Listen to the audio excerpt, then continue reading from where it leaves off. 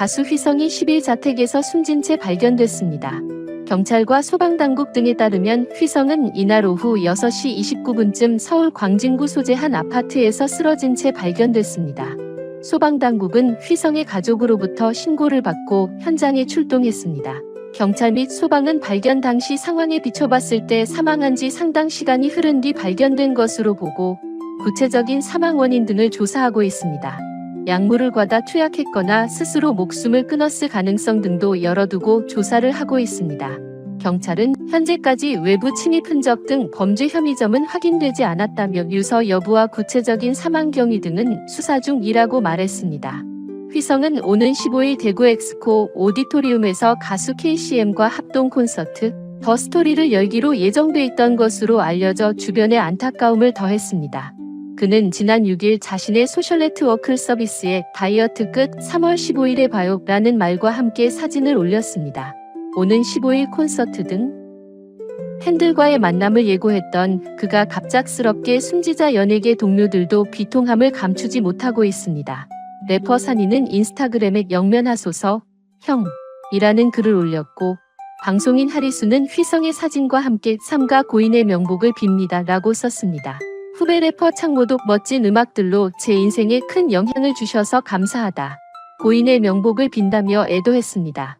2002년 1집 앨범 Like a Movie로 데뷔한 휘성은 당시 대표곡인 안 되나요로 큰 인기를 끌었습니다. 위드미, 다시 만난 날, 불치병 1년이면 등 히트곡을 냈다. 작사가로도 활동했습니다. 본인곡 사랑은 마디따를 포함 유나, 비밀번호 486, 이효리, 헤이 MR, 빅, 티아라, 너 때문에 미쳐, 오렌지 캐러멜, 마법소녀, TWIC, 댄스 더 나잇 어웨이, 아이비, 유혹의 소나타, 에일리, 헤븐 등을 작사했습니다.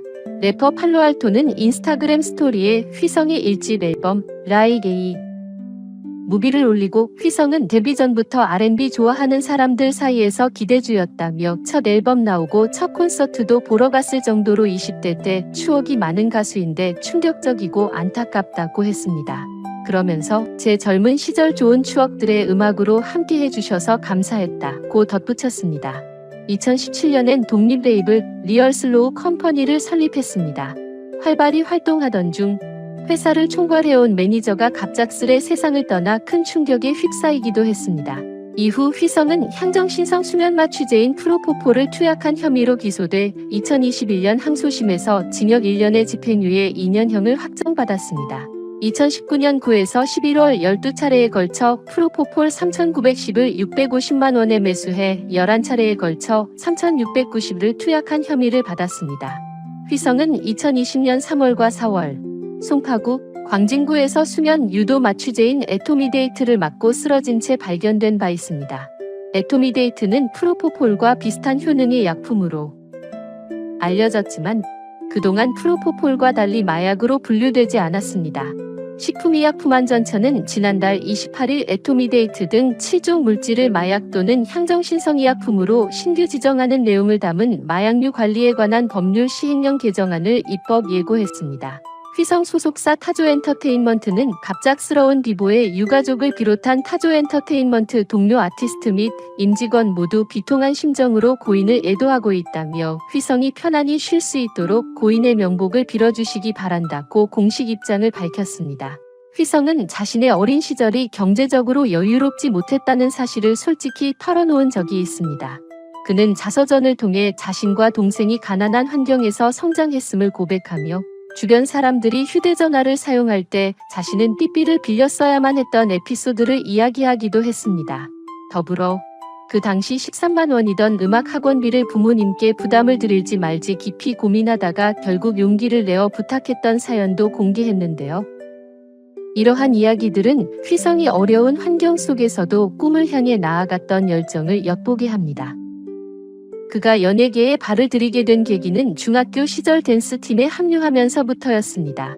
1997년부터 1999년까지 그는 댄스팀 잉의 멤버로 활동하며 당시 SM 엔터테인먼트 소속 가수들인 S, E, S와 J의 무대에서 백댄서로 활약했습니다.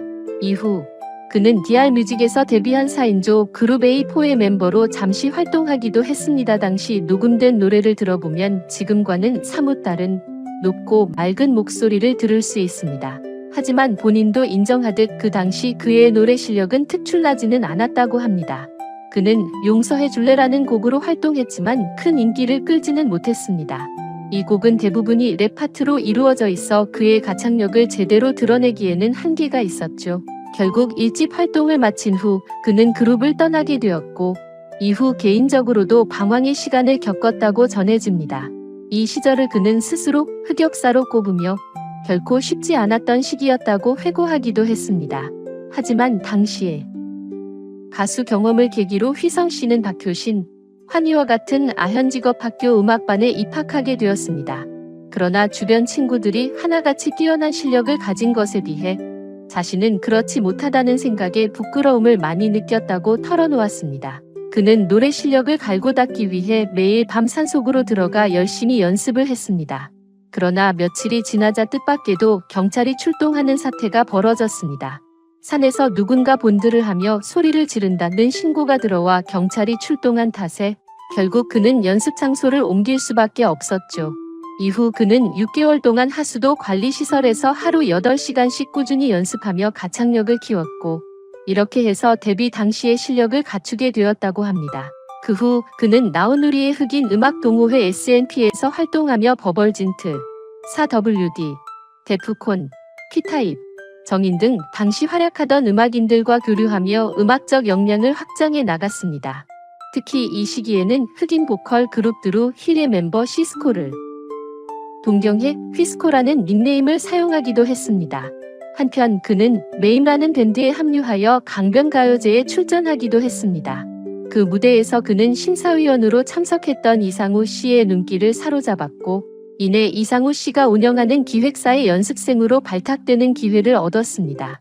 그곳에서 그는 박경진 씨를 만나게 되었고 1년 후 함께 기획사를 떠나 엠보트를 설립하며 새로운 도약을 시작했습니다. 이 과정에서 두 사람은 공식적으로 계약을 체결하며 파트너십을 이어갔습니다.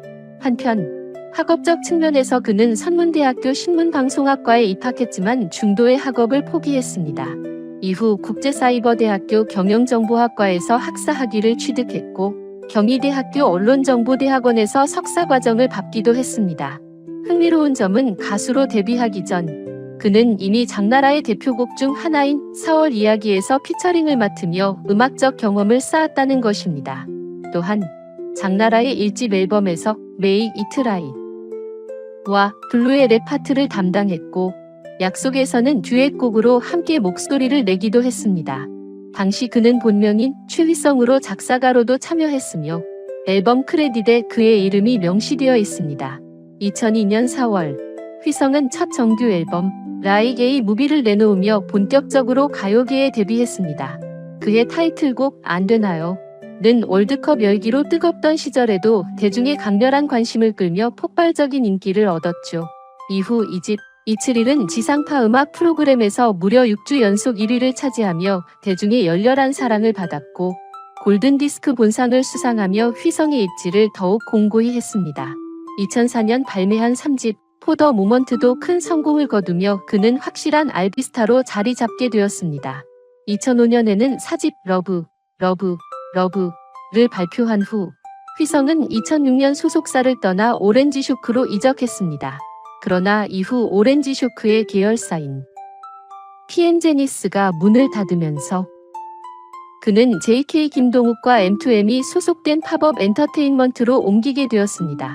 이러한 변화 속에서도 휘성은 끊임없이 음악적 성장을 이어가며 팬들에게 사랑받는 아티스트로 남아있습니다. 이번 영상 여기까지입니다. 시청해주셔서 감사합니다. 많은 의견을 남겨주세요. 그럼 다음 시간에 또 만납시다.